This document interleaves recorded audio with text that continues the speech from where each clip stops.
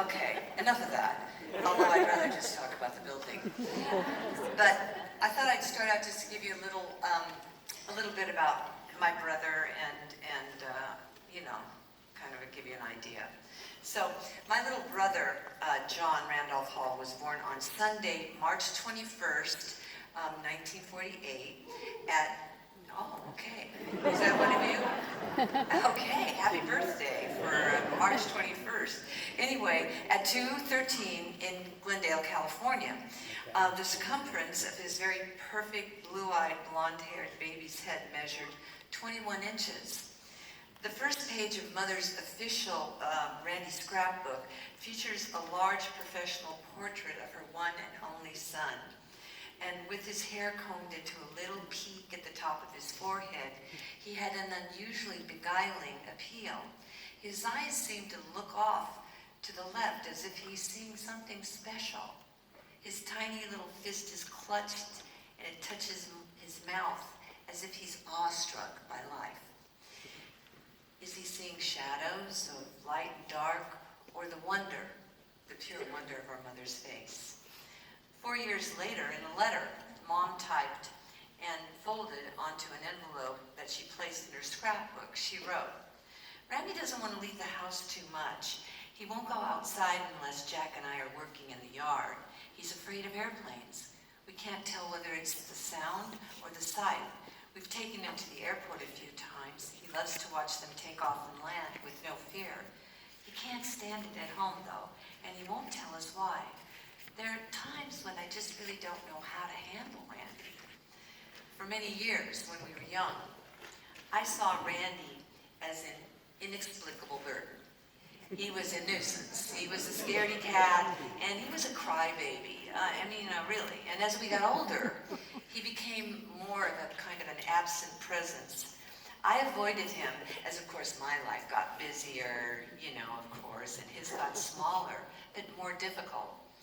Alcoholism, isolation, depression, not working after he left my father's firm in his early 20s. He never seemed to be able to integrate into society. He had health emergencies, and now that he's much older, dementia, and decades of living in assisted living facilities. Now, at 71 years of age, Randy is in the process of dying. And I guess you could say the same could be said of me, his 74-year-old sister. Yeah, I'm the one who can still drive a car across town every weekend and sit for hours by his bed at Sunrise Villa Senior Living Facility and watch his eyes scan the walls and ceilings until they find the window, and then he sets his gaze outside. I don't know how much he registers from my cheerful reports of our sisters, Dory and Robin, or how he experiences his bedridden days. But the truth is, I've never known actually how Randy experienced anything. I don't. I've only heard what little he chose to say, or what he wrote in his, mountains of letters and poems, etc., etc. When Randy could no longer take care of his things, I became the sole possessor of the family library. His part was the published poems that he wrote. He wrote, hundreds of them, and 500 collages, and 54 notebooks, and 70 random journals filled with my brother's entire collection of intimate feelings, fantasies, and disappointments underlying the mystery of his life. Now, I've read through, some of it, but not all of it, trying to kind of understand that mystery, or at least understand the complexity of loving someone who's so different, so alone, and so truly hard to place. Mother's endless need to write and record the story of the Hall family helped too. And with her daily journals and entries and her meticulous scrapbooks filled with photographs and clippings and letters, I've been able to see Randy from a different perspective, even though, of course, the blurry snapshots hardly kind of tell a viable story. They do stimulate speculation. And there's a photograph that I've always remembered, which is from 1956. And Dad took of 8-year-old Randy and 35-year-old Mom and 10-year-old me at Zizek's Desert Resort, tucked away in the San Bernardino County. We used to go there. There was lots of pools there, different pools. It was so strange and fun, and warm pools and cold. Anyway, who cares? But in the foreground, I know. I'll just talk about that for the rest of the night. In the foreground, anyway, we formed this kind of triangle in the swimming pool, and a wind barrier cuts the soda mountains in half. Randy stands on tiptoes at the edge of the pool, and he leans forward with his arms outstretched as he reaches for Mom, who's wearing this fetching black swimsuit and white bathing cap. Mother was beautiful, by the way. She was a beautiful woman. And as I study this black and white snapshot, I see Mom's wide open fingers waiting in anticipation. But I also take note of Randy's head. Why was it always so large? That's the question I asked myself. A series, though, of haphazard memories came rushing in. Mom and her friend Willie Blandon sharing a private conversation on the subject of giving birth. When Randy's name came up, they used a series of unusual words to kind of explain what I really didn't understand at the time. And the word was forceps. And forceps was revealed several times, and I didn't know what that meant at all, of course. And, I went on. 25 years later, I find myself lying on a couch looking at my analyst, Dr. Landau's white plastic. Yeah, oh yeah. Here's the analyst. Look what it's done. I was looking at, I was lying. Those are days when you would lie down. And I was looking at the plastered ceiling in New York City, and I listened to her describe how forceps were used to assist babies with heads too large for the mother's pelvis as the baby came down the birth canal.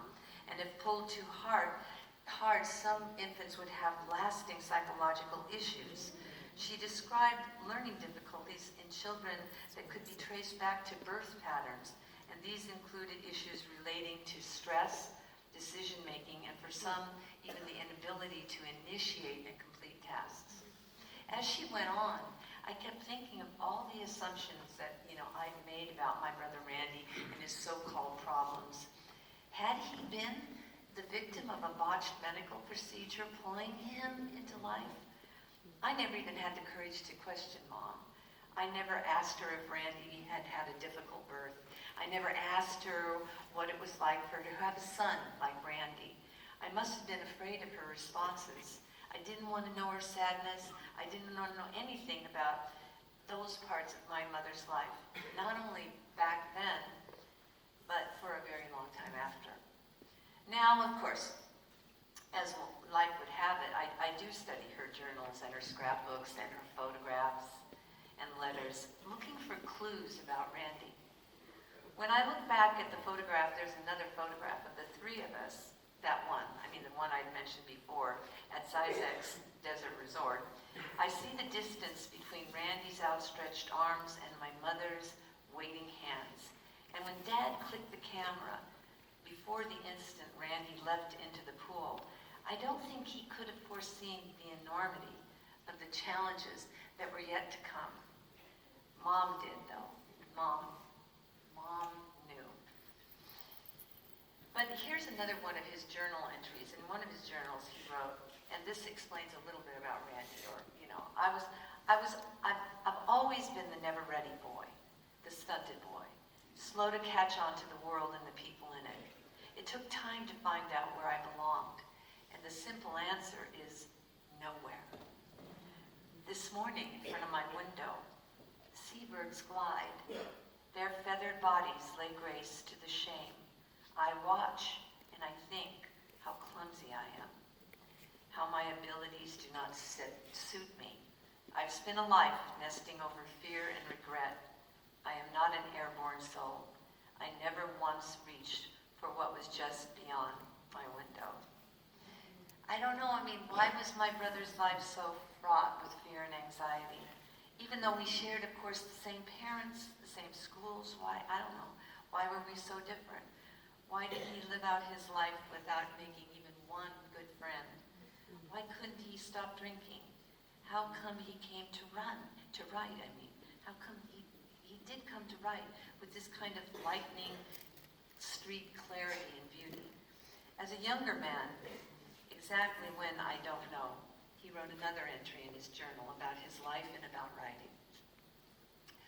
All the voices of my past are here tonight in this grassy clearing at the foot of the mountains where I came to sleep. At first I thought it was the rattle of nesting birds, perhaps rocks falling from a cliff. But like bells, the words took shape. Paragraphs echoed out of trees. Stories of other lives hung sadly in the air like pages of failure.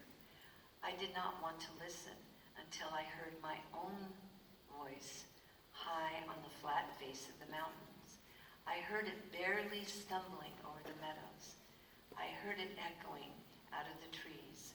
One more sad voice. What can I say? I mean, who could have known how different our lives would become?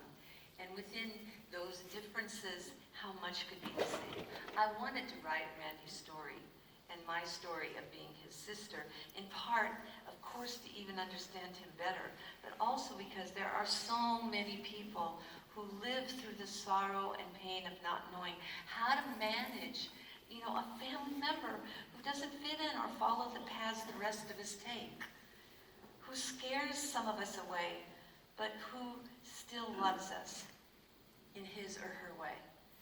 I don't know, honestly, I really don't know if my piecemeal version of Randy's story is true or if I've gotten any closer to who he is and what he means to me, but I do know that I really wish I'd given him more attention sooner.